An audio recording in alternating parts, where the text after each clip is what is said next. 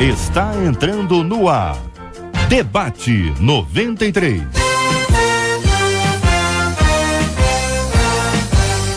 Realização 93 FM. Apresentação J.R. Vargas. Alô, meu irmão. Alô, minha irmã. Aqui fala J.R. Vargas. Estamos de volta, começando aqui mais uma super edição do nosso Debate 93 de hoje, nessa sexta-feira, dia 24 de janeiro de 2014. Que a bênção do Senhor esteja aí sobre a sua vida, sobre a sua casa, sobre a sua família, sobre o seu trabalho. Que a bênção do Senhor esteja com você, onde quer que você vá, onde quer que você esteja. Receba um carinhoso abraço em nome de toda a nossa equipe que já está aqui a postos para te atender, para te receber, para te ouvir. Você liga, você fala com o Debate 93. Fale com o Debate 93. 2461-0093. E-mail debate@radio93.com.br. Facebook Rádio 93 FM. Site www.radio93.com.br. Você está ligado no Debate 93 com J.R. Vargas. Ouvinte dizendo: apostei todas as minhas fichas no batismo. Achava que após passar pelas águas eu seria completamente liberta dos meus vícios e pecados. Um deles é a mentira. Por mais que eu tente, não consigo deixar de mentir. Sei que meus pecados impedem a bênção do Senhor, mas como me livrar deles? O que fazer quando temos sede de Deus, mas não conseguimos abrir mão do pecado? Como administrar a culpa que o pecado joga sobre a gente? Qual a sua opinião sobre esse assunto? De domingo a sexta, às 11 da manhã. Debate 93. Na 93 FM. Na 93 FM. Minha gratidão a você, ouvinte amado, pela sua companhia, pela sua participação, por estarmos juntos aqui na 93 FM. Um forte abraço para todos. Deixa eu mandar um beijo especialíssimo aqui para os meus pais, para o Edu, para a Cristina acompanhando a gente agora.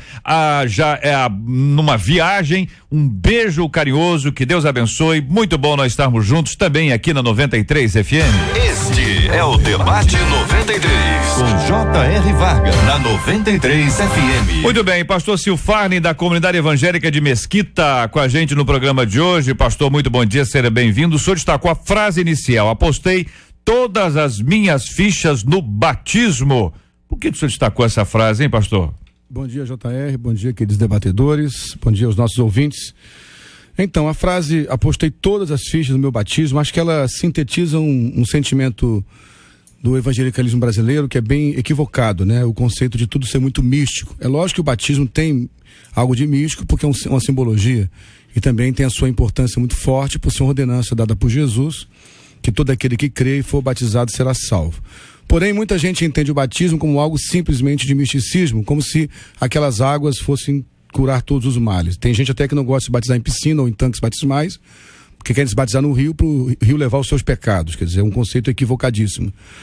Esse equívoco nasce também da percepção errada que eu percebo, JR, que alguns cristãos têm sobre o conceito de novo nascimento. Como se o novo nascimento fosse apagar tudo de uma vez só e a pessoa simplesmente tornasse um anjo, nascesse asa nas costas ou auréola sobre a cabeça.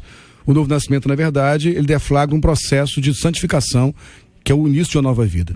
Portanto, apostar todas as fichas no batismo é como se dissesse: o simples fato de descer as águas, meus pecados vão embora e acabaram as minhas lutas. Na verdade, o novo nascimento, ele inicia um processo de santificação para a sua vida inteira, e é verdade também que esse novo nascimento que é gerado no espírito vai criar alguns conflitos entre o espírito e a carne para toda a vida, e esse processo chamamos de santificação ou de redenção, como você quiser entender. Muito bem, com a gente no programa de hoje, para ouvirmos a sua opinião sobre esse assunto, o reverendo Edson Nascimento, da Igreja Presbiteriana em Maria da Graça. Reverendo Edson, muito bom dia, seja bem-vindo. O senhor concorda? Que pensa o senhor sobre esse tópico inicial? Bom dia, JR, bom dia demais debatedores, bom dia ouvintes. JR, o pastor que antecedeu, ele realmente foi de uma maravilha no conceito que ele colocou, justamente os equívocos que nós percebemos com relação à questão da visão da igreja com relação ao batismo. É uma visão muito equivocada e a gente talvez chegue a dizer que talvez não seja a visão da igreja, mas o entendimento das pessoas que fazem parte da igreja com relação ao batismo, de pensar nessa questão mística, até porque o Brasil é um país muito místico, né? E a gente tem o cristianismo também, além do catolicismo, todo ele misturado com as religiões afros brasileiras. E as religiões são místicas, elas pensam que Deus age de uma forma mágica, né? É importante a gente ressaltar que o batismo é um rito de iniciação. Então a gente inicia em algumas questões da questão evangélica, né? O batismo, embora seja ele um sacramento, mas ele inicia o processo que a gente vai dar continuidade através da vida, através da dedicação, né? Então o batismo não é algo mágico para a vida em si, tá? Muito bem, com a gente no programa de hoje, também para ouvirmos a sua opinião, a pastora Mônica Cristina, da comunidade evangélica Nova Unção em Coelho da Rocha, em São João de Meriti. Muito bom dia, seja bem-vinda. Bom dia aos debatedores, bom dia aos ouvintes, bom dia a todos. Muito bom estar aqui com vocês nessa manhã, mais uma vez, uma manhã linda que Deus nos deu. E assim, a respeito dessa ouvinte, e nessa primeira frase aqui, apostei todas as minhas fichas no batismo, eu concordo plenamente com o que os pastores falaram e penso que ela estava projetando o momento do batismo como se fosse um momento de magia. Tchan-tchan. Magia. Tchan-tchan. Eu vou isso, vou descer as águas, aí muito bem colocado, pastor. Vou subir com asas, com auréola, com uma roupa linda e nunca mais vou pecar. E não acontece isso? Não acontece, e ela alimentou essa expectativa falsa a respeito do batismo. Não acontece, como não aconteceu, e eu vejo uma pessoa frustrada porque esperava algo que não foi. Pois não, pastor Eu acho até que, ampliando um pouco mais essa questão, o nosso modelo de pregação evangélica no Brasil, nós pastores temos que ter consciência, nossa meia-culpa, que nós criamos alguns equívocos, né?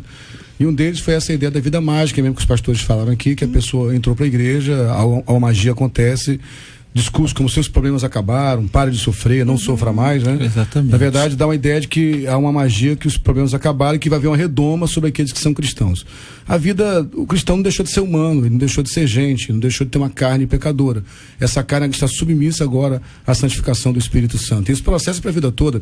Uma das grandes belezas do Evangelho, e eu queria enfatizar isso aqui, é que ele trabalha muito o conceito de responsabilidade. As religiões tentam fazer uma coisa mística para que eu jogue tudo para a divindade ou para os demônios. Eu peco por causa do diabo, por causa do demônio, eu sou santo por causa de Deus, mas eu esqueço que o Evangelho compartilha comigo a responsabilidade de renúncia, de entrega diária. Tome a sua cruz dia após dia e siga-me. Então a gente quer estimular que você entenda, estando nos ouvindo hoje, que vida cristã é uma vida diária de entrega, é um processo. Essa ideia de transferir, nesse caso aqui, para a água, né, na expectativa de que a água leve essa expressão que a pastora Mônica destacou, a frase que segue, achava que após passar pelas águas seria completamente liberta dos meus vícios e pecados. Pastor Silfani falou que existem pessoas que não querem ser batizadas em piscina, né, onde tem água parada.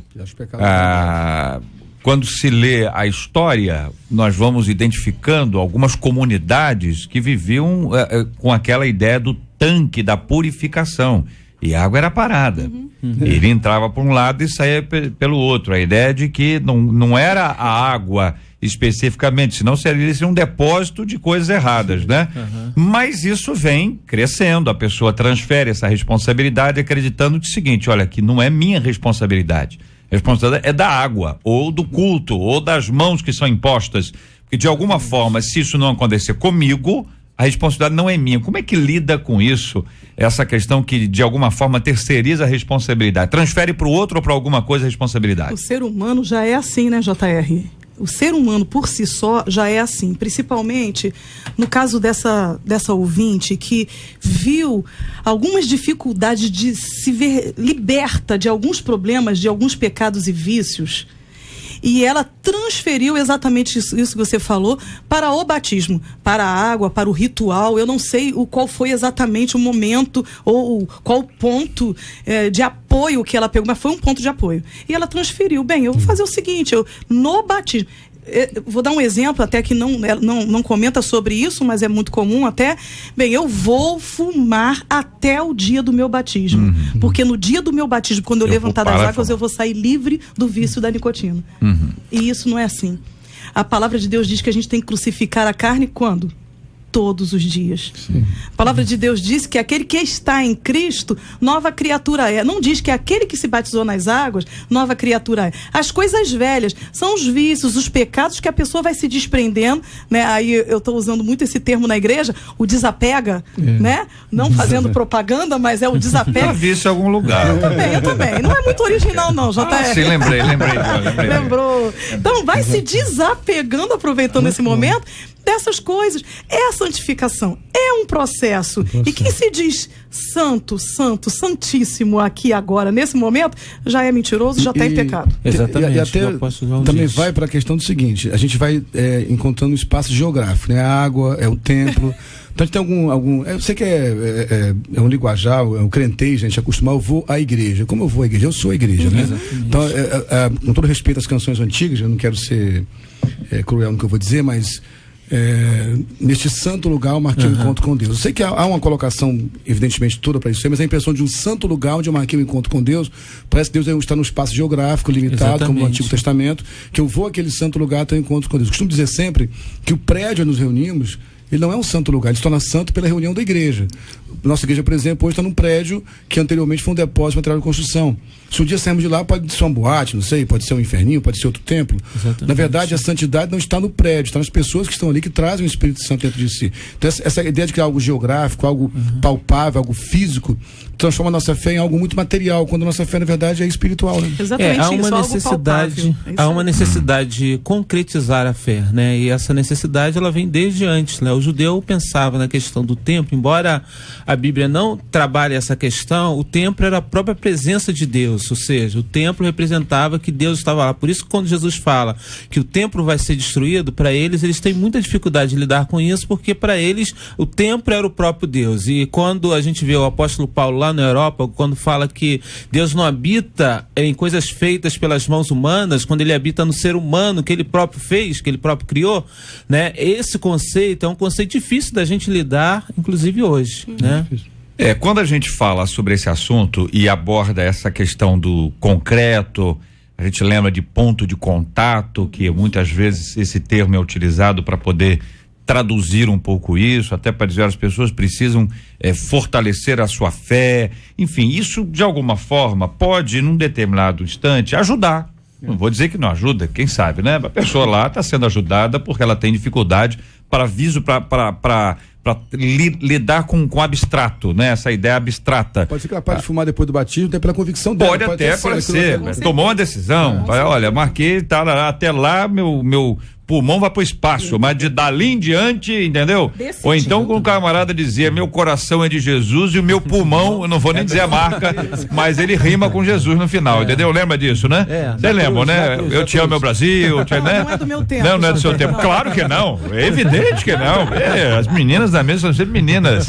Esses camaradas que são mais velhos, antigos. Se o Farney, então, nem se fala. Então, a gente lidando com ele, devia assim, poxa, é interessante, tem um ponto bom, tem coisas que são... Agora, parece que descamba, que vai pro desequilíbrio e que a coisa só funciona assim. Então é o seguinte, se eu não tiver uma coisa concreta, e aí vem desde o copo d'água, tô vendo vocês aqui tomando água no rádio, entendeu? Antigamente botava em cima do rádio, vocês estão dentro do rádio. Então você imagina bem, desse ponto de vista, você imagina, ouvinte, você tá acompanhando a gente, quantas vezes a pessoa fala, coloque o copo de água em cima do rádio. Você imagina que esses 3 pastores estão aqui, eles estão tomando água dentro do rádio. Isso é um fenômeno, entendeu? Vocês são muito, muito, muito top. Então você pega isso e diz assim, cara, e aí, como é que fica? Até que ponto isso é saudável? Até que ponto, até que, assim, com o passar dos tempos, a gente começa a perder a essência do relacionamento interpessoal. Você e Deus, entendeu? Você e Deus e mais ninguém, e mais nada. Então, Jesus no meio só, é evidente. Por isso que a ideia de concreto e abstrato, ele é meio equivocado. Vou me arriscar a filosofar um pouco aqui, pode ser que eu fale alguma besteira, mas espero que esteja correto. Tranquilo. O que é concreto pra gente muitas vezes? Aquilo que é palpável, mas o que é palpável perece. Na verdade, o que aparentemente é abstrato, como a fé, a esperança, a eternidade, isso sim é eterno. Então, na verdade, espiritualmente falando, o que é concreto não é concreto. Na verdade, o que é concreto é o que é eterno. A esperança, a eternidade, estar com Deus. Que parece concreto, na verdade, não é. Não é. Mas onde é que isso nasceu de fato? Eu penso, repito, eu estou sendo... assumindo minha própria culpa como pregador também, que muita gente quis, por esse desejo de fazer a pessoa caminhar em fé, dar a ele algo concreto. Então a gente começa a dizer a pessoa que as coisas concretas parecem... Então nossas pregações, Deus está contigo se você tem o teu carro, Deus está contigo se você consegue a cura, Deus está contigo. E na verdade, eu ouvi uma frase de um pregador americano, pastor Paul Volcker, que dizia o seguinte: é necessário ter fé para escapar do fio da espada, mas é necessário ter mais fé para morrer ao fio da espada. Porque é necessário ter fé para orar e o filho ser curado de câncer, é necessário ter mais fé, orar e o filho não ser curado, você continuar crendo. Ontem o debate falou um pouco sobre fé e crer, né? Então, eu acho que fala um pouco disso. Então, a nossa fé se tornou em coisas concretas e o povo começou a trazer para coisas concretas o que é espiritual. Isso é um perigo muito grande. Pastor, nós vivemos, nós vivemos uma experiência exatamente que o pastor descreveu agora. E o JR falou uma palavra que resume tudo isso aqui que a gente precisa. Se chama equilíbrio. É exatamente equilíbrio. É muito fácil, JR, a pessoa chegar a um extremo de um lado ou de outro. O mais difícil é manter o equilíbrio. E Jesus sempre nos ensinou a sermos equilibrados e não ao extremo. Pastor, brilhante a tua ideia, não falou besteira, não filosofou assim no vento, foi exatamente, exatamente o que a gente vive e o que a gente prega lá na nossa comunidade. Tem que arriscar, viu? Arriscou e arriscou bem. O que é? É amar a Deus acima de qualquer coisa. Se tem dinheiro, se não tem dinheiro, se foi curado, glória a Deus. E se não foi curado, glória a Deus, até com mais intensidade. O nosso sentimento de adoração, de serviço, né, de servir, de estar assim, em comunhão com o Senhor, não pode estar ligado a nada concreto do que recebemos, porque tudo que recebemos é pela graça e não é por merecimento. Um deles diz ao nosso ouvinte: uma das dificuldades, uma das lutas, um dos vícios e que ela lutou e luta contra é a mentira. E ela diz, reverendo Edson, o senhor destacou a frase: por mais que eu tente, não consigo deixar de mentir. Exatamente. Falou verdade pra gente aqui. Já começou. Não é? Começou no processo. Não é? Né? Se ela falar assim, eu só minto de vez em quando, a gente podia desconfiar. Mas ela tá falando. Na realidade, eu vejo a mentira, ela não é em si um problema em si. Ela é uma consequência de um problema que existe anterior. Ou seja, por que nós mentimos? Nós não mentimos porque gostamos de mentir. Na realidade, as pessoas que mentem, normalmente elas não gostam de mentir. Elas mentem porque elas se sentem de alguma forma afrontada, de alguma forma tolhida, de alguma forma prejudicada, e por isso elas são levadas a mentir. Explico isso dizendo que normalmente as pessoas que mentem, elas têm um complexo de inferioridade e elas mentem para estar pelo menos no mesmo nível das pessoas que estão à sua volta. Normalmente as mentiras, elas começam a se aflorar muito na adolescência, porque na adolescência nós queremos fazer parte de um grupo e às vezes esse grupo está além da nossa condição e nós nos vemos aquém desse grupo. E em função disso nós iniciamos a fazer a mentira. Então, o que precisa ser tratado? Não a tosse, que é mentira, né? Talvez a pneumonia que está dentro, ou a tuberculose, outra doença qualquer que realmente vem causando essa mentira. Então, o tratamento dessa pessoa precisa ser muito mais profundo do que a mentira em si. Ela precisa perceber qual tem sido a causa dessa mentira. Por que ela tem mentido? Né? Tem as mentiras pequenas, que às vezes o marido faz para a esposa, né? Você está muito linda, aquela coisa toda, quando a esposa às vezes não está tão linda, né? Então, são questões que realmente levam. Não é mentira, é uma visão mais amorosa, romântica. Tá vendo com os olhos românticos. Tá. E às vezes, quer dizer, são questões, por exemplo, você não lembra do aniversário de casamento e às vezes a pessoa chega e fala, mas você esqueceu do nosso aniversário de casamento? Não, eu não esqueci, eu esqueci de comprar o presente, né? Porque eu tinha uma vida... Você atrapalhou tudo, ia fazer a surpresa agora pra você. Atrapalhou tudo. Por isso que uma semana antes da data a gente já começa falando. É mesmo, esquecer. Faltam 5 dias, faltam 4 dias. Daqui a 3 dias, né, amor? Pior se o cara vai falar assim, o quê? Meu dia eu não esqueço, dia 19 de dezembro, eu não esqueço. Não faz média não, Edson. Não faz média não, que a gente sabe que você anotou aí pra falar. Anotou pra falar. Eu aposto que lá em dezembro passado ele esqueceu. É que ele se redimiu hoje aí, ó. E essa questão da mentira também, assim, que é realmente infelizmente uma marca de uma falha de caráter forte no nosso povo brasileiro também, na humanidade como todo, o brasileiro, por causa do famoso jeitinho, né? Tem uma frase que é quase um vaticínio, quase uma profecia do Rui Barbosa, que de tanto prevalecer a desonestidade, mais ou menos isso, um dia as pessoas terão vergonha de serem honestas. Então a gente vive num país onde é estimulada a mentira muitas vezes, né? A televisão, alguns dos nossos políticos, algumas autoridades que estão exercendo o poder mentem, pastores mentem, líderes mentem, infelizmente.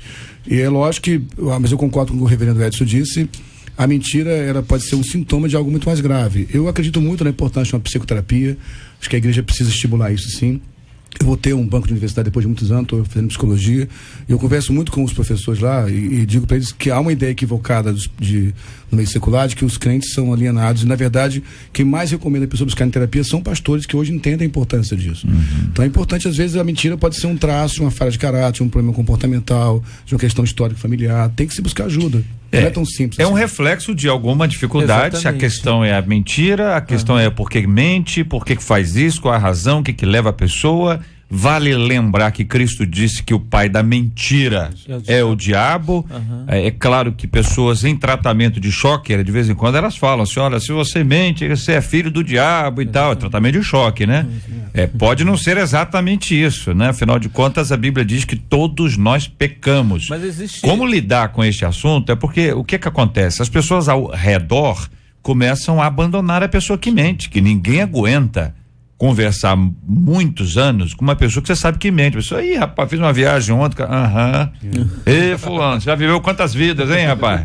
Você é bom, hein, rapaz? Você já deve ter uns 500 anos. E a pessoa, né? A pessoa conta história e cada coisa, cada assunto, a pessoa tem uma história. A história vai mudando. Vai mudando, né? Atualizando, né? Ela exige um esforço tremendo, porque o cara tem que lembrar o que falou, a mentira exige um esforço pra poder manter a mentira. E outra coisa, né? Às vezes a pessoa mente tanto que vê a mentira dela como uma verdade e vive aquela mentira como se fosse uma verdade. Em volta todo mundo sabe que ele está mentindo, mas ele continua conservando quando chega a esse ponto, alguns psiquiatras dizem que aí se transforma numa doença em si, né? Porque aí a pessoa não consegue viver sem a mentira. A mentira passa a fazer parte da rotina da vida dela, né? Então ela tem uma mentira com verdade. Alguns chamam de mania, né? Essa questão que leva a pessoa a ter o mito, que é justamente uma fantasia, né? Porque universo paralelo, uma outra história. Exatamente, essa história e ela tem isso como realidade. Então ela vive essa realidade e aí já se torna uma esquizofrenia, né? Uma pessoa que já está de alguma forma fora da realidade, porque o que diferencia a gente, pessoa normal, como nós somos, pessoas normais, nós de uma pessoa que não é normal, é justamente a nossa condição de saber o que é realidade e o que é fantasia, né? A gente sabe. As pessoas que não são normais, elas normalmente misturam essa questão. Então, o mentiroso, quando ele passa a perceber as questões que não são realidade, ele passa a viver aquilo como realidade, isso já se transformou numa doença. E aí precisa de um tratamento. Esse aspecto da tecnologia que nos trouxe a questão das redes, antes das redes, a questão dos chats e tal, onde muita gente numa sala de bate-papo criava, né, um nickname, né, criava um apelido, dava um nome. Qual é o seu nome? Meu nome é fulano. Aí, quantos anos você tem? A pessoa inventava a idade, criava, né, um personagem, uma personagem, uma história. E a partir daquilo ali, que era o virtual, muita coisa foi migrando para o real. Não quer dizer que não existia antes. Claro que já existia, né? Como é que chama aqueles camaradas? Caixeiro viajante, é isso? Você que é mais antigo, se fala nisso? Acho que o Edson vai poder, Edson vai poder ajudar a gente.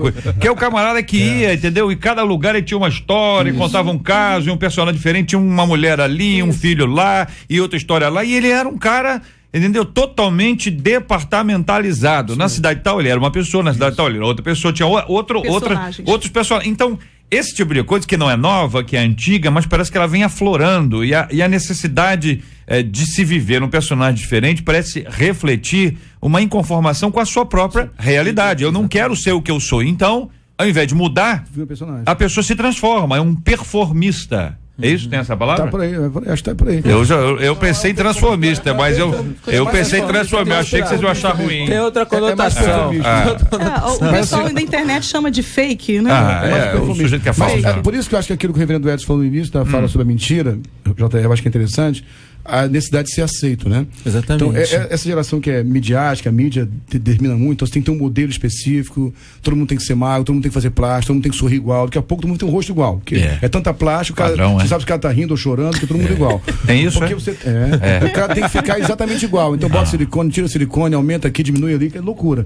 E você vive, como você falou, a palavra performista, eu acho que cabe bem, que são várias performances mesmo. Essa é a ideia. E qual o lance? Na verdade, todos nós temos que viver personas mesmo, né? Uma hora eu sou o pastor, uma hora eu sou o motorista, uma hora eu sou o pedestre, uma hora eu sou o pai, uma hora eu sou o filho, mas tem, dentro do que o pastor falou muito bem, pastor Edson, tem que ter um equilíbrio, né? Exatamente. Quando esse equilíbrio se rompe, voltamos ao equilíbrio, e a mentira começa a dominar, eu entendo, é lógico, que é um pecado, se tratado como pecado, mas é importante, eu quero fazer especificamente para essa irmã, e em tese, para quem sofre com a mentira, busque ajuda mesmo, ajuda profissional, além de ajuda pastoral, espiritual, ajuda terapêutica, porque pode haver uma questão sistêmica por trás disso aí, que precisa de uma ajuda mais conceitual. Algumas lutas parecem ser mais complexas que outras lutas, pelo menos é o que dizem os nossos ouvintes. Essa, por exemplo, diz: sei que meus pecados impedem a bênção do Senhor, mas como me livrar deles? O que fazer quando temos sede de Deus, mas não conseguimos abrir mão do pecado? Outro ouvinte: eu tenho um pecado que não consigo me libertar. Outros ouvintes compartilhando na mesma linha. Pessoas estão lidando com a dificuldade, reconhecem que é pecado, estão dizendo que é, ou seja, já tem um discernimento que é, mas não conseguem se livrar disso, parecem aprisionadas. E aí cabe a frase que muita gente diz: é mais forte do que eu. A pergunta é mais forte que você? É mais forte que Deus? Como é que a gente lida para sair disso? Nós vamos tratar sobre esse assunto aqui no nosso Debate 93 de hoje.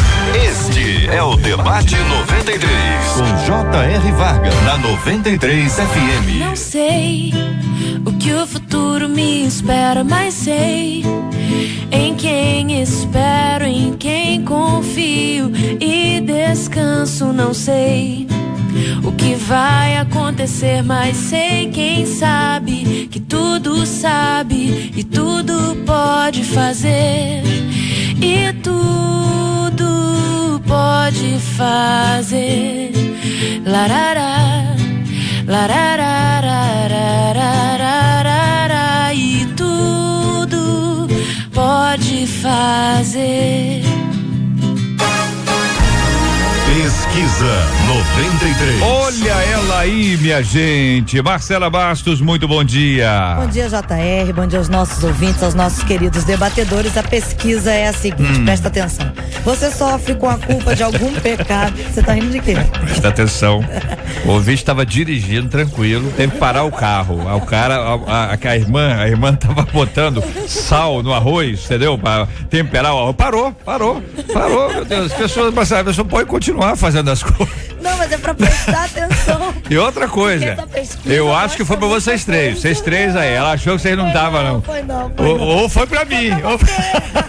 Eu sei que foi. Você não tá entendendo. Ela não acredita que eu faço 4 coisas ao mesmo tempo. Não acredita ainda. Não, vai lá. Presta atenção. Claro, é uma força de expressão. Claro. Porque realmente a pesquisa é interessante. Com certeza. Brenda te mandou um abraço. Esquece não. Manda outro pra ela. Você sofre com a culpa de algum pecado que você não consegue se libertar? Aí. 72% dos nossos ouvintes é gente pra caramba. 72% tá dizendo que estão aprisionados.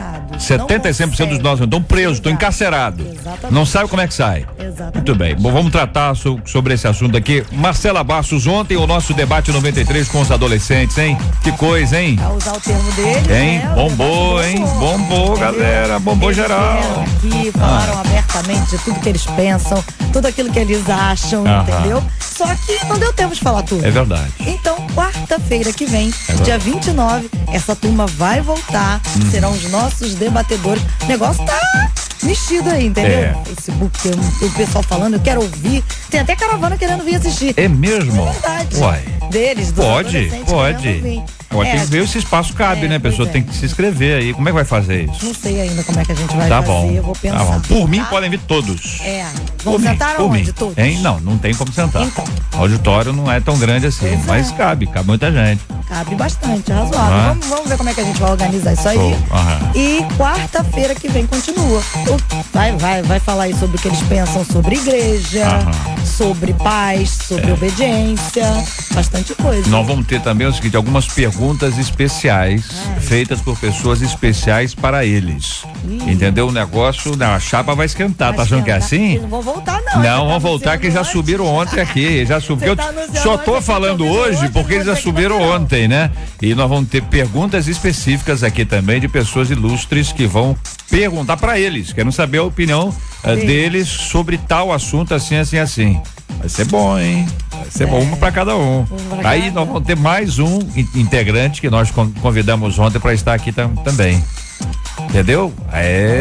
Esse negócio vai ser bom, vai ser animado. Muito bem, Marcela, então quero agradecer aqui, mandar um beijo pra eles são maravilhosos, uma turma extraordinária, nós tivemos o privilégio de ouvi-los aqui, conhecê-los, ouvir gente dizendo assim, eu queria esse adolescente pra mim, olha aí, quanta gente falando, os pastores, as igrejas, foi muito bom, divertido e edificante, muito bom, Deus continue abençoando essa turma maravilhosa, a quem eu quero agradecer a Deus pelo carinho e pela audiência de cada um deles. De domingo a sexta, às 11 da manhã, Debate 93, na 93 FM. Na 93 FM. Você ouve Debate 93 com J.R. Vargas. Falando sobre Facebook, só para dizer que nós estamos aqui na nossa foto, aqui na página da 93 FM no Facebook.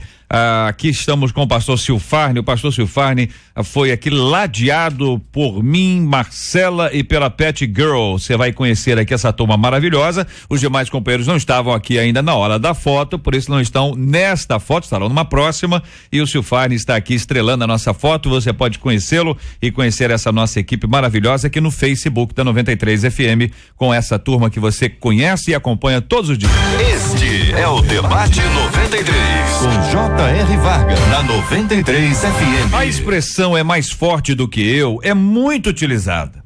E algumas pessoas questionam essa frase. Eu estou só trazendo a frase porque ela é muito dita e algumas pessoas podem dizer assim, é isso aí, é o que eu sinto. Vimos aqui a pesquisa apontando um grande número de pessoas aprisionadas, ainda presas. Quero ouvir vocês. JR, como eu falei no início, a questão da mentira ser, na realidade, não a causa, mas um sintoma de alguma coisa estar ruim, né? E você mente porque você tem algo ruim dentro de você. É igual tossir. Você tosse porque alguma coisa está ruim dentro do seu organismo. Você não consegue se livrar da tosse, mesmo você estando em um local onde não possa tossir. É importante a gente ressaltar que por nós mesmos, nós não conseguimos nos libertar do pecado.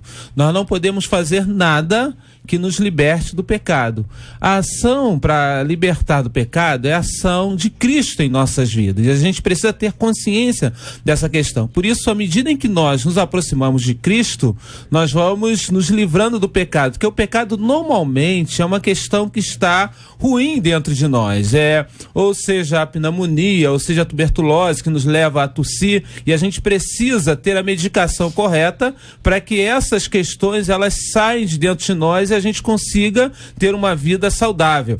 É importante também a gente ressaltar que nenhum homem vai chegar a ser totalmente livre de nunca pecar, né? A gente tem o exemplo do próprio apóstolo Paulo, um homem servo do Senhor, e que ele tinha algo que chamava o espinho na carne, que certamente se tratava de uma questão ligada que o diminuía e certamente falava de algum pecado na vida dele, né? Então, quando nós pensamos isso, e Paulo, ele se contenta com a questão da graça de Deus. É importante a gente pensar a respeito disso, a gente pensar que mais importante do que tudo é a nossa relação com Deus, e à medida em que nós nos aproximamos do Senhor, nós vamos largando essas questões do pecado em si, e a gente vai largando, vai deixando de ter alguns sintomas. Eu penso também o seguinte, perdão, acho que a pastora ia falar. Não, pode falar, pastor, depois eu falo. Na verdade, a palavra de Deus diz que pela graça somos salvos, não vem de nós, é dom de Deus. E a salvação é pela graça, mas não de graça. A gente sabe que houve um preço pago, foi Jesus, né? Exatamente. Seu sangue. Agora, há um livro que eu amo muito, um autor que eu amo muito, é um pouco controverso para alguns, que é o Brennan Manning, e no livro O Evangelho Maltrapilho, é uma frase que não é dele, de outro teólogo, que ele diz que a igreja não é um museu para santos, é um hospital para pecadores. Então nós temos a ideia de que a igreja é um lugar de todo mundo, só gente de bem. Na parábola do casamento do filho do rei, que ele manda chamar os convidados que recusam, né? Exato. Que é uma parábola que tipifica a igreja, e ele manda que os seus servos tragam as pessoas que acharem no caminho. Então ele chama gente boa e gente má, e a festa é cheia de gente boa e gente má. Portanto, a igreja é um lugar onde há gente boa e gente má. E o que muda, o que faz a pessoa ser excluída ou não é se ela é boa ou ela é má, é se ela estava ou não com as vestes trocadas, se ela se permitiu ser tratada pelo Espírito Santo. Então eu quero trazer uma palavra clara aqui em geral para pessoas que sofrem, como 72% dos pesquisados afirmaram que sofrem com algum peso de pecado. Primeiro, que o lugar para você estar é esse mesmo, a igreja. Não sai da igreja por causa da dificuldade que tem com o pecado. A gente tem um equívoco de achar que a pessoa pecou e tem que ir para fora. Tem que ficar ali dentro sendo tratado. A igreja é o lugar para curar isso realmente. Onde o sangue de Jesus Cristo corre, né? Porque o sangue, a Bíblia fala que o sangue nos purifica de todo pecado. Se você botar uma roupa suja numa máquina de lavar cheia de sangue, ela vai ficar suja. O sangue limpa o corpo. E como é que o sangue limpa o corpo? Pela circulação mesmo do próprio sangue. Então, onde ele passa, levando as toxinas, as impurezas, leva para os locais de purificação, os rins, o pâncreas, enfim. Portanto, se alguém está doente de pecado, ele tem que ser curado no corpo. Está ligado ao corpo, é que o sangue de Jesus Cristo, através da comunhão da igreja e por estar andando na luz, traga saúde. Então, eu só queria fechar essa minha palavra dizendo o seguinte: nós, líderes das igrejas, precisamos entender. Evidentemente, a igreja não é um lugar para você ficar brincando com Deus, com a santidade de Deus, mas a igreja é um lugar para pecadores, sim. Para que os pecadores sejam tratados, curados e amados, e não lançarmos fora, porque se lançarmos fora, lá no mundo, só há condenação e juízo. A igreja é o lugar da misericórdia e da graça. Exatamente. A palavra de Deus diz, JR, que conhecereis a verdade e a verdade vos libertará. Então, qual o lado que está sendo mais alimentado aí da pessoa? Claro, todos nós pecamos, todos nós temos os nossos confrontos, nós precisamos estar todos os dias realmente lutando contra o pecado, estamos todos sujeitos também. Agora, a frase "é mais forte do que eu" é muito mais comum do que a gente possa imaginar. E alguns, até, nem todos, pegam esta frase como desculpa de não querer tentar. Né? Então, a verdade vos libertará. A gente precisa alimentar a nossa alma, o nosso espírito, né? A palavra de Deus diz também assim: diga ao fraco, sou forte. Sou forte. Então, todas as vezes que, não, eu sou forte, e vai alimentando o teu espírito das coisas boas, que é a palavra do Senhor, é de Deus, porque às vezes a pessoa não tem uma comunhão, uma intimidade com Deus, e quer se ver livre do pecado sem uma busca, sem uma intimidade, sem uma comunhão. Tem um processo, tem um preço, e que nem todos querem pagar para isso. A própria expressão "conhecereis a verdade", né? Verdade, no conceito bíblico, não é um conceito filosófico. Hoje fala-se de verdade, né? Cada um tem a sua verdade. Nós vivemos num mundo muito subjetivo, os valores são muito relativizados, mas a Bíblia tem valores absolutos. Verdade na Bíblia não é um conceito filosófico, é uma pessoa, e tem nome, é Jesus, né? Então, conhecer a verdade é conhecê-lo. E para conhecê-lo é um processo, o senhor disse muito bem, de relacionamento pessoal, íntimo, com a leitura da palavra, com oração, com santificação, com o apoio dos irmãos, porque ninguém se santifica sem o apoio dos irmãos. As pessoas, como você falou aí, pastora, tem dificuldade, mas então é mais forte que eu, não consigo vencer, mas não buscam ajuda, não trazem para a luz, não confessam, não buscam apoio. Então acho que tem que ser revisto todo esse conceito de santificação, que na verdade é um processo de relacionamento. Toda santificação, eu sempre digo isso, que isola a pessoa do próximo. Toda santificação que leva a pessoa a ver isolada de todo mundo, nasceu no inferno. Porque a santificação é relacional. Exatamente. Deus é relacional. Então me curo relacionando, né? Uma coisa que eu acho interessante da gente pensar, e aí citando a questão do maltrapilho que você falou, nós muitas vezes não deixamos tratar, porque existe dentro da questão da igreja uma filosofia de que nós somos perfeitos, entramos na igreja e somos perfeitos. Quando Jesus trabalha a parábola lá no capítulo 15 de Lucas, quando ele fala das parábolas das perdas, Jesus ironiza algo que era um pensamento dos fariseus, que talvez seja pensamento de muitas pessoas, de achar que não tem nada para ser tratado, porque as pessoas às vezes elas não são tratadas porque elas acham que não tem nada. Jesus fala que a alegria no céu é muito maior por um justo, por um pecador que se arrepende, do que por 99 justos que não necessita de arrependimento. Olha, o que Jesus está dizendo aí é que existem pessoas que se acham justas e que não precisam de arrependimento. E nós, diante da igreja, como a igreja tem se postado? A igreja tem se postado como algo que, olha, eu não preciso de nada, eu não preciso de nenhuma mudança, e aí a gente acaba segurando os sintomas. Bom, eu vou segurar aqui, eu não vou tossir, mas eu estou com uma tuberculose. Exatamente. Então, essa questão é que tem trazido, talvez, doenças para a igreja. Então, nós vemos uma igreja assim, e as pessoas acham, não, você está tossindo, você está com problema. Eu não estou tossindo, porque eu consegui segurar a tosse, eu não estou com problema. Só comportamental, na verdade, se exatamente. Teu amigo meu, pastor Paulo Júnior de Goiânia, falou uma coisa, eu nunca esqueci. Se você pegar um Rottweiler, um Pitbull e adestrar bem, ele vai aprender a comer de garfo e faca. Agora, quando ele for acuado, ele vai ser o cão que ele é. Exatamente. Então a gente muda o comportamento das pessoas e o comportamento não é mudança de convicção, nem de interior. E o pior, nós começamos a escolher os pecados prediletos, né? A igreja faz isso. Um pecadômetrozinho, esse pecado é o pior. Todos nós temos pecados e nos levar para a luz para sermos tratados. Então, por isso, muitas pessoas não querem ser tratadas porque acham que não precisam, porque elas já conseguiram... Assim, eu tenho assim, um cuidado muito grande em falar, porque 70 e poucos % de pessoas têm problemas nessa área. E muita gente está nos ouvindo hoje. E, assim, a pessoa não pode se sentir a única pecadora ou que luta contra esse pecado. Sabe, muita gente está passando pelo que você está passando. Agora, é a sua atitude de se aproximar com Deus, de se aproximar de Deus, de ter um relacionamento com o Senhor, é que vai te ajudar. Deixa eu ver se eu entendi. Quando a pessoa diz assim, vou ver se eu entendi. A pessoa é mais forte do que eu. A gente tem que dizer se é verdade. É verdade. Exatamente. Se depender de você, você está frito. É abismo abaixo. Tá certo? Então, eu estou dizendo aí para a pessoa parar de falar esse negócio, que nós já sabemos. Todos nós temos essa experiência de vida, né? A outra parte é o seguinte: a busca de Deus aí, a ação de Deus, a graça de Deus. Se a pessoa identifica que é pecado, se consegue identificar que é o caso aqui, a pessoa diz, estou preso. Está preso ao quê? Ao pecado. Quantas outras pessoas não se sentem presas, se acham livres? Tem gente que diz, não, eu faço o que eu quero, eu sou livre. Isso é mais difícil. Na verdade, essa pessoa está presa. E livre está aquele que está a caminho de ser liberto. Ou seja, ele está preso ainda, mas ele já sabe o que vai acontecer, a grade está sendo aberta, a algema está caindo, o cara já está vendo a luz do lado de fora, já está mudando o uniforme, enfim, está saindo daquilo ali. Isso acontece fruto da ação do Espírito Santo nesse indivíduo, que reconhece isso porque ele é convencido de que aquilo está errado. Surge nele então uma convicção. Exatamente. Convicção. O cara fala, eu estou errado. Não tenho força, mas estou errado. Muito bem. A pessoa já assumiu uma etapa, vamos agora para a próxima etapa, que é esse processo da santificação. Quer dizer, uma caminhada com Deus e não é caminhada com a igreja, que é confuso isso também. A gente está acostumado a esse negócio, né? Meu filho foi criado na igreja, o outro foi criado na creche. Outro foi criado no clube, outro foi criado no time, outro foi criado no condomínio. Não é o prédio, mas qual é o impacto, qual é o ensinamento que tem naquilo ali, né? Então, quando você cria, quando você desenvolve, quando você trabalha o relacionamento do indivíduo, da criança, de quem quer que seja, a pessoa desenvolve algumas habilidades, alguns conhecimentos que permitem que ela se imponha em relação a determinadas coisas. Ela ganha, assim como ganha a convicção que aquilo é pecado, ela ganha uma convicção de que ela não quer pecar outra vez, não é que ela não pecará em outras áreas. Ela vai eliminando áreas, né? Vai limpando a casa, né? Os cantinhos e tal, tudo arrumadinho. Agora esse aqui, daqui a pouco suja o outro lado, ela volta para cá, mas não é ela que faz sozinha. Aí também não é uma coisa centrada no indivíduo. É uma ação que tem a participação humana, mas a ação divina é superior e ele que nos leva. Afinal de contas, Espírito Santo, santo não é sobrenome do Espírito.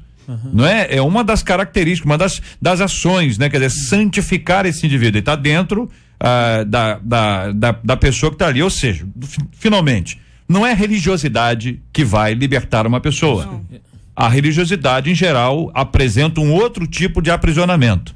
É o cristianismo, o evangelho puro e simples, como dizia C.S. Lewis. A ideia de você trabalhar a simplicidade que a palavra de Deus nos traz é que produz no indivíduo essa libertação. É isso, companheiro. Só para então botei a igreja, botei a religião e botei a palavra para ver se é isso aí. Exatamente. Com certeza. E às vezes eu vou jogar uma pimenta aqui, mas é verdade, é o que eu penso. Às vezes a própria igreja ajuda a pessoa a ficar nessa posição de estar com um problema sério e grave e não ser tratado, porque se cobra muito de que você não pode errar e tá certo, tem que cobrar, né? Mas o que se faz para poder ajudar a pessoa a não errar, a não pecar, sabe?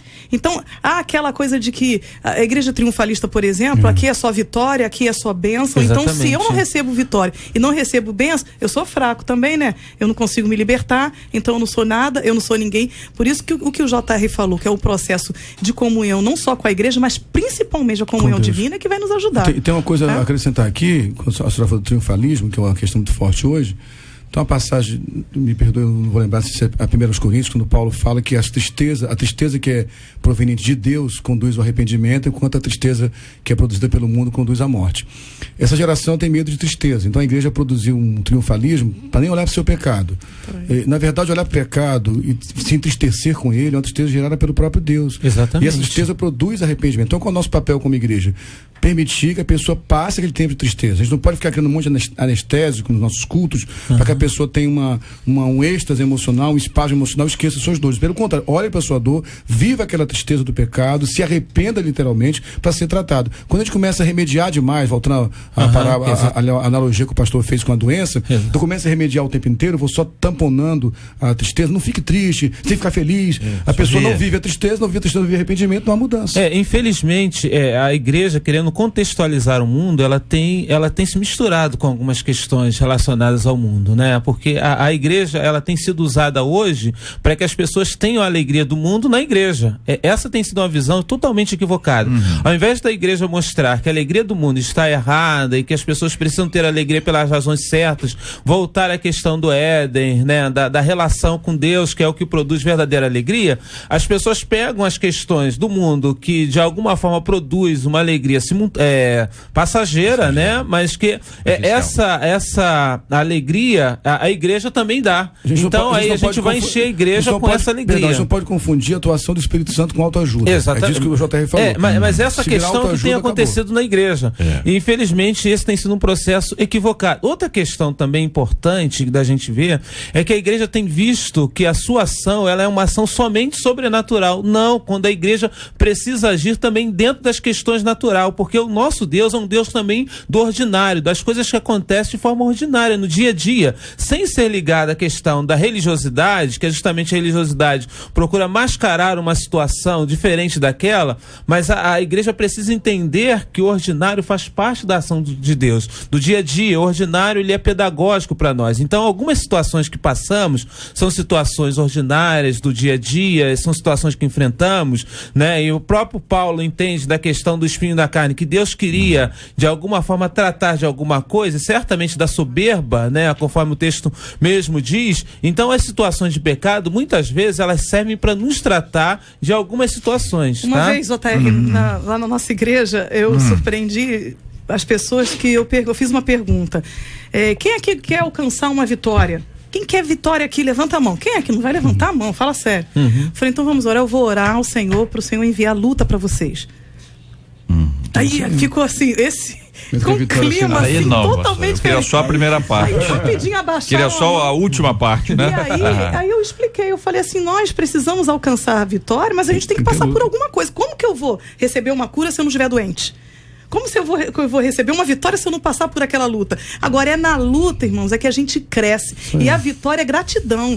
A pessoa quer pular as etapas. Como é que você vai aprender a perdoar se não for traído nunca? Né? Ele quer pular, ele quer ir... vou voltar de novo aqui primeiro. Ele quer ir pro batismo, que vai ser uma coisa mágica, sobrenatural e mágica. Mas não quer passar pelo processo. Irmãos, a gente não tem um momento em que a gente vê a vitória sendo ministrada sem essa pessoa passar por isso. A nossa ouvinte, ao final, faz uma referência à questão da culpa, que já foi de alguma forma mencionada aqui hoje entre nós, que é resultado, a culpa ela vem, ela é consequência disso. Muita gente parece arrependida, se sente culpada, mas ainda é um remorso, uma coisa a ser tratada.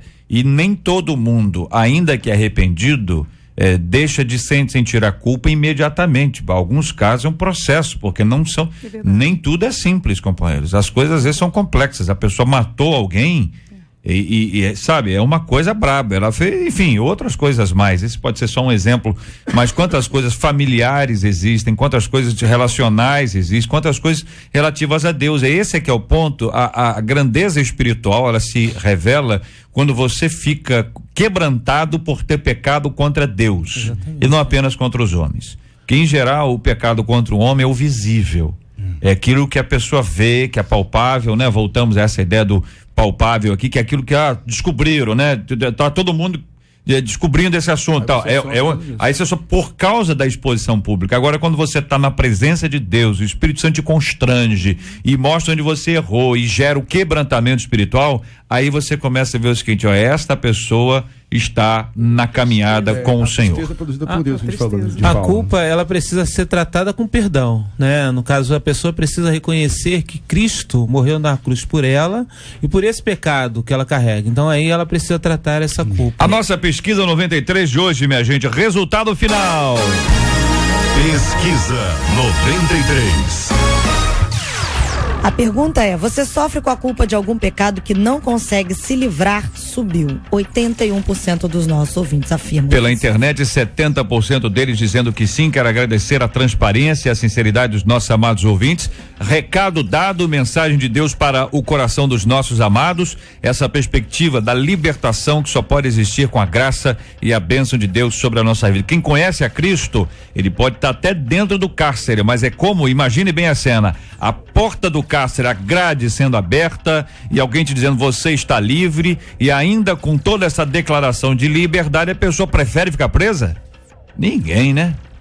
Ninguém. Pois não, Marcela, você está em pé aí com o papel na mão? Posso hein? falar? Pode, você então pode falar, cantar. Muito tempo que você não canta, hein? Muito tempo que você não gosta. Os ouvintes estão sentindo falta. Deixa quieto, não mexe quem tá quieto. Tá calor, não tá? Não estão sentindo não, nós estamos até com frio aqui. Que a gente tá nós estamos com temperatura ótima aqui dentro. Não podemos reclamar. Você está reclamando do equipamento da emissora? Eu? Você está reclamando? Você falou, calor não foi, gente, não é verdade? Hein? Lá fora você está falando. Tá. Então, isso é treinamento para guerra, entendeu, Marcelo? O pessoal fala assim que eu pego muito no pé dela, falo, não, Marcela tá pronta para qualquer coisa na vida. Bora, Marcelo. Então vamos lá, por isso que a 93 FM criou a palavra-chave Chocalor nesse mês aí de janeiro. Chocalor, porque vai refrescar aí o seu calor. A gente tá sorteando ventilador, umidificador de ar, piscina e no final desse mês um ar-condicionado. Você sabe como é que funciona, né? Você vai encontrar a palavra-chave, vai ligar para 24610093 e vai participar. Então, o primeiro versículo da palavra-chave de hoje está em Salmos 38, 27. Salmos 38, 27. Importante destacar aqui que é na versão Almeida Revista e atualizada, ok? Muito bem, Marcela Bastos, muito obrigado, bom final de semana, Deus te abençoe sempre, muito bom trabalhar aqui na nossa 93 FM com essa equipe sensacional. Este é o Debate 93, com J.R. Vargas, na 93 FM. Agora, uma ouvinte nossa, ela faz uma pergunta que pode parecer simples a resposta, mas imagine que você está vivendo esse caso, que não é um caso que você apenas opine, tá certo? Não é apenas sua opinião, mas a gente está vivendo esse caso. Vista aqui a roupa, calça, sandálias da nossa ouvinte quando ela escreve assim: o que uma mulher deve fazer quando é agredida pelo marido que tanto ama? E quando esse marido é evangélico e tem liderança na igreja? Vale a pena lutar por um casamento marcado pela violência? Nesse caso, o divórcio é condenado por Deus? A agressão é um problema de caráter ou espiritual? É possível que um homem agressor se torne bom e doce? Por outro lado, ainda assim, é normal amar um homem que só sabe agredir? Como superar o trauma da violência doméstica? Pergunta uma de nossas queridas ouvintes.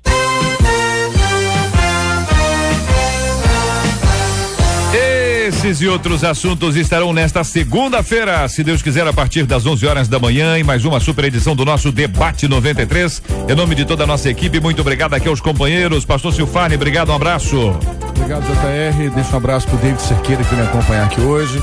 Não posso deixar de um abraço pra minha querida Patrícia, que tá em casa, o Alex, meu filho, tá indo pro trabalho essa hora. E um beijão especial pra Neide, nossa auxiliar em casa, não posso esquecer nunca dela, o debate todo dia. Obrigado. Um beijão, Neide, Deus te abençoe muito. Pastora Mônica, muito obrigado, um grande abraço. Abraço para todos que estão nos ouvindo, a comunidade evangélica Nova Unção em Coelho da Rocha, Senu, beijos para todos. Minha sogra disse que ia me ouvir. Olha aí. Então um beijo para minha finalmente, sogra. Hein? Jaci. Sua sogra tá te ouvindo, finalmente, hein? Eu já mandei um beijo, ela não estava ouvindo. Sogra, pouca gente fala isso. Pouca gente fala isso. A minha sogra me ouve.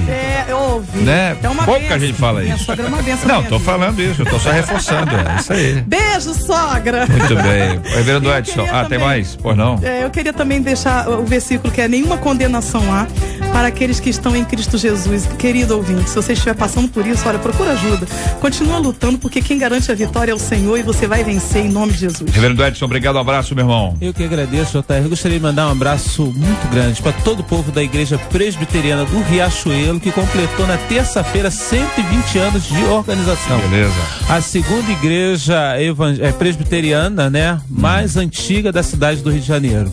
Tá? E gostaria também, JR, de chamar todo o povo de Deus a estar orando pela vida do reverendo Kleber Celos, pastor da Igreja Presbiteriana de Piedade, né, pastor que está de licença por motivo de saúde, está internado, inconsciente, né, e precisa da oração de todos os irmãos, de todo o povo de Maria da Graça. Um abração, que Deus abençoe todos. Muito bem, meu irmão, vamos orar sim, vamos orar já, vamos orar pelo querido Kleber, vamos agradecer aqui o carinho dos nossos ouvintes e daqui da nossa equipe, a Marcela, a Pet Girl, a Letícia Roseno, Fabiano Fernandes, Jair Cardoso e a nossa Cátia Regina, a popularíssima Catita. Voltamos com a graça de Deus na segunda-feira ao vivo a partir das 11 horas da manhã. No domingo, 7h15, 8h15, 9h15, o nosso estudo 93, estudo expositivo e consecutivo, e também às 11 horas da manhã a super edição do debate campeão da semana escolhido por você, ouvinte amado. Então vamos pedir ao reverendo Edson para orar conosco, apresentando o tema de hoje diante do Senhor em oração.